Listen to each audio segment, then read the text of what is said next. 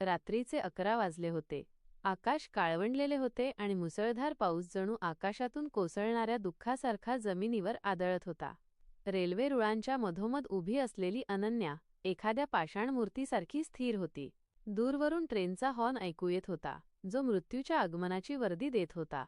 रुळांखालील खडी पावसाच्या पाण्याने निसरडी झाली होती, पण अनन्याला आता कशाचीच पर्वा नव्हती. तिच्या मनात एक भयानक शांतता होती, अशी शांतता जी वादळानंतर येते. तिच्या हातात एक चिठ्ठी होती, जिच्यावरील शाई पावसामुळे विरघळून वाहू लागली होती. त्यावरचे शेवटचे शब्द होते, मी प्रयत्न करून थकले आहे. या जगाला माझी गरज नाही. ट्रेनचा प्रकाश तिच्या डोळ्यांवर पडला. जमिनीला कंप सुटला. तिने डोळे घट्ट मिटले. पण अचानक एका उबदार आणि कणखर हाताने तिचा हात पकडला आणि तिला बाजूला ओढले. तो स्पर्श इतका वेगवान होता की तिला सावरण्याची संधीच मिळाली नाही. ट्रेन वेगाने निघून गेली आणि अनन्या चिखलात पडली. समोर एक मध्यमवयीन गृहस्थ उभे होते. चेहऱ्यावर थकवा, पण डोळ्यांत कमालीची स्थिरता असलेला मकरंद. तो शांतपणे म्हणाला, अगं, असं पळून काही सुटत नाही ग. स्वतःला संपवणं हा उपाय नसून तो पळपुटेपणा आहे. अनन्याने त्याच्याकडे पाहिले. तिचे रडू आता अनावर झाले होते. अनन्याची कहाणी ही केवळ एका मुलीची गोष्ट नव्हती, तर मध्यमवर्गीय संघर्षाचे ते एक जळजळीत वास्तव होते. लहानपणीच वडिलांचे छत्र हरपले, पदरी आजारी आई आणि डोक्यावर गरिबीचे ओझे. तिने स्वतःचे बालपण कधी अनुभवलेच नाही. शहरात आली ती स्वप्ने घेऊन, पण शहराने तिला दिले ते फक्त ओरखडे.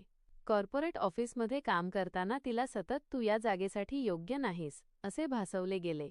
तिच्या भावनाप्रधान स्वभावाचा लोकांनी फायदा घेतला.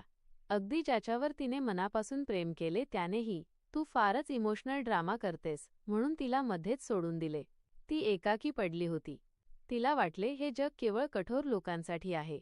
तिच्यासारख्या हळव्या मनाच्या माणसाला इथे स्थान नाही. मकरंद तिला जवळच्या एका चहाच्या टपरीवर घेऊन गेला. त्याने तिला कोणताही उपदेश दिला नाही, फक्त एक गरम चहाचा कप दिला. अनन्या हुंदके देत बोलू लागली. समाजाची टोमणेबाजी, कामावरचा अपमान आणि स्वतःच्या अस्तित्वाची वाटणारी भीती, तिने सर्व काही ओकून टाकले. मकरंद शांतपणे ऐकत राहिला. शेवटी तो म्हणाला, अनन्या, समाज तुला अपयशी म्हणेल, कारण तू त्यांच्या चौकटीत बसत नाहीस. पण तू आजही श्वास घेतेयस. हेच तुझं सर्वात मोठं यश आहे. उद्याचं सूर्यदर्शन घेण्याचं धाडस कर. रस्ते आपोआप सापडतात. मकरंदच्या त्या वाक्याने तिच्या आयुष्याची दिशा बदलली. मकरंदने तिला एका झोपडपट्टी भागात चालणाऱ्या छोट्याशा शाळेत नेले. तिथली मुले फाटकी कपडे घातलेली पण डोळ्यांत स्वप्ने घेऊन वावरणारी होती. पहिल्या दिवशी अनन्याला तिथे पाहून मुलांनी ताई म्हणून हाक मारली. त्या एका शब्दाने तिच्या काळजाचा ठोका चुकला. तिला आयुष्यात पहिल्यांदाच कोणीतरी हवेहवेसे वाटले. ती तिथे शिकवू लागली. तिथे तिला कळले की दुःख फक्त तिलाच नाही, तर या जगाच्या कोपऱ्याकोपऱ्यात वेदना आहेत. फरक फक्त तो सोसण्याच्या पद्धतीत आहे. अनन्या आणि मकरंदचे नाते हळूहळू घट्ट होत गेले. ते पारंपरिक प्रेमासारखे नव्हते. त्यात शरीर नव्हते, केवळ दोन आत्म्यांचा संवाद होता. मकरंद तिला जीवनाचे तत्त्वज्ञान शिकवत होता. तो म्हणायचा, अनन्या, जर तुला जग बदलायचं असेल तर आधी एका लहान मुलाच्या डोळ्यांतील भीती घालव. जग आपोआप बदलेल. पण अनन्याला मकरंदच्या वागण्यात काहीतरी विचित्र जाणवू लागले होते. त्याचा चेहरा दिवसेंदिवस निस्तेज होत होता. एक दिवस शाळेत असतानाच मकरंद कोसळला. हॉस्पिटलमध्ये गेल्यावर अनन्याला धक्कादायक सत्य समजले. मकरंदला रक्ताचा कर्करोग, कॅन्सर होता आणि तो शेवटच्या टप्प्यात होता. अनन्या कोलमडली. ती रडत त्याला म्हणाली, तू स्वतः मरणाच्या दारात असताना मला का वाचवलंस?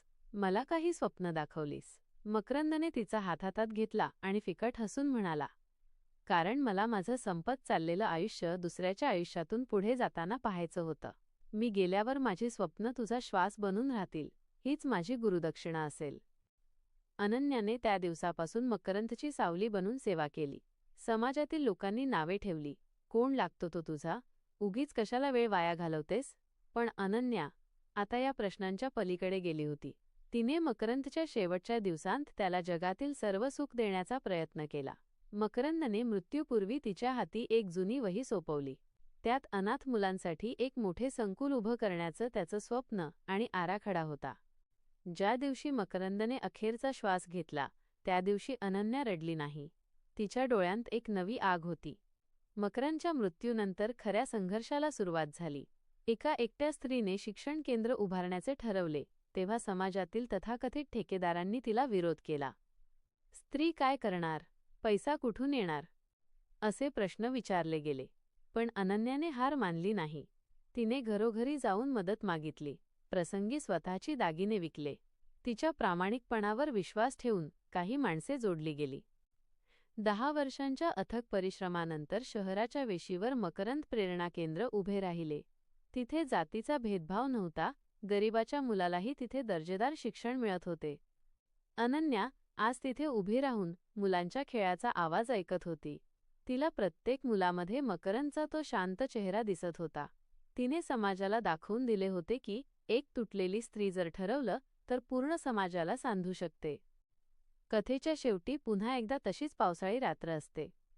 अनन्या त्याच रेल्वे रुळांजवळ उभी असते, पण आज तिच्या मनात मृत्यूची इच्छा नसते.